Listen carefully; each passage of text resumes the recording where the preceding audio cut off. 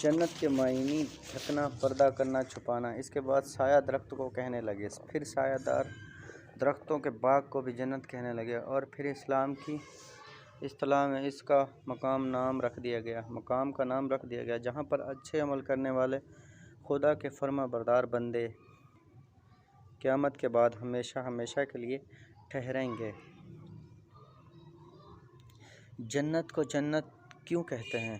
اسی لیے کہ یہ مقام لوگوں کی نظروں سے اس دنیا میں پوشیدہ اور چھپا ہوا ہے، اور ان آنکھوں سے اس کو کوئی دیکھ نہیں سکتا، اور نہ کوئی شخص اپنے ان کانوں سے اس کی پوری حقیقت سن سکتا ہے۔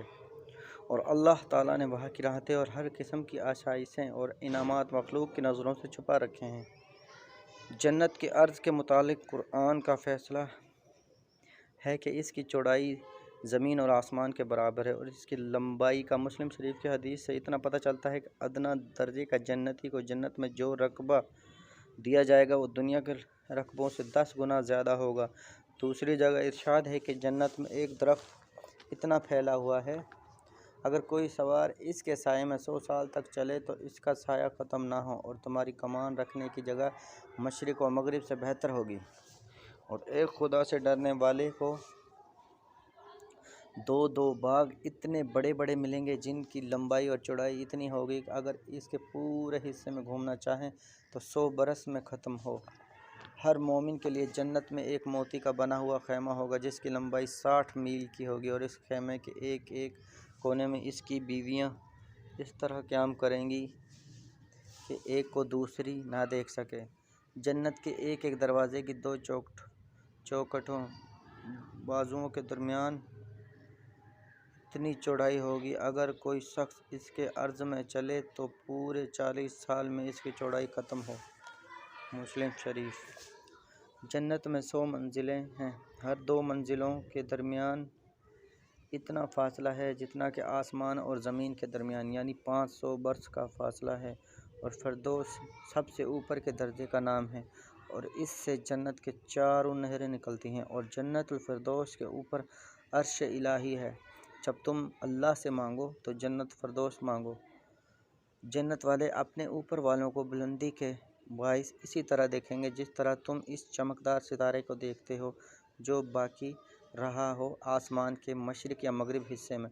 صحابہ رضی اللہ عنہ نے عرض کیا، یا رسول اللہ صلی اللہ علیہ وسلم، یہ تو پیغمبروں کی منزلیں ہیں، پیغمبروں کے سوا وہاں پر اور کون پہنچ سکتا ہے؟ آپ صلی اللہ علیہ وسلم نے فرمایا، کیوں نہیں، قسم ہے اس کی ذات کی جس کے قبضے میں میری جان ہے، وہ لوگ وہاں پر ضرور پہنچیں گے جو ایمان لائے اللہ کے ساتھ اور تصدیق کی اس کے رسولوں کی۔ بخاری و مسلم شریف۔ جنت میں 100 درجے منزلیں ہیں، اور ایک ایک منزل اتنی بڑی ہے اگر سارے جہاں کے لوگ اس میں جمع ہو جائیں تو ان کے لیے وہی ایک درجہ کافی ہو جائے گا۔ سوال، اتنی بڑی جنت کہاں ہوگی؟ جواب، 7ویں آسمان کے اوپر عرش الہی کے نیچے، اور عرش الہی جنت کی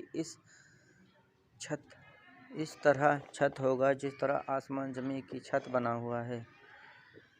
سوال، اس وقت یہ آسمان ہوگا یا نہیں؟ جواب، نہیں، بلکہ آسمان کھول دیا جائے گا اور اس میں سے ہی جنت میں جانے والے راستے پیدا کر دیے جائیں گے۔ سوال، جب یہ سورج بے نور کر دیا جائے گا اور اس میں کوئی روشنی نہ ہوگی تو جنت میں اندھیرا رہے گا یا کوئی روشنی بھی ہوگی؟ جواب، ہاں، وہاں پر عرش الہی سے خاص قسم کا نور پہنچایا جائے گا، اور جب رات کا وقت ہوگا تو پردے ڈال دیے جائیں گے جس سے جنتی لوگ سمجھ جائیں گے کہ اب آرام کا وقت آ گیا ہے، اور صبح ہوتے ہی پردے ہٹا لیے جائیں گے جس سے جنتی لوگ یہ سمجھیں گے کہ اب صبح ہو گئی، اور سیر و تفریح کے لیے اپنی اپنی آرام گاہوں سے نکل آئیں گے۔ سبحان اللہ۔ جنت کا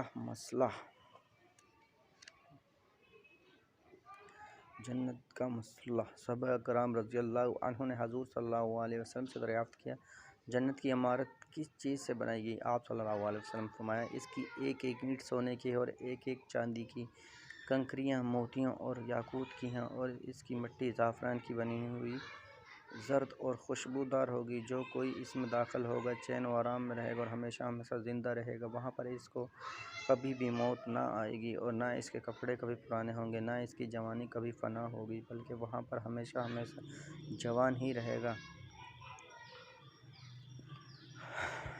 سوال جنت کب ملے گی؟ جواب جب یہ سارا جہاں فنا ہو جائے گا تو اللہ تعالیٰ کے حکم سے قیامت قائم ہوگی اور تمام لوگ دوبارہ زندہ کیے جائیں گے اور پھر میزان عدل کے پاس ان کو جمع کیا جائے گا اور وہاں پر ہر شخص کا حساب و کتاب کر کے نیک لوگوں کو جنت میں داخل کیا جائے گا اور بدوں کو جہنم میں۔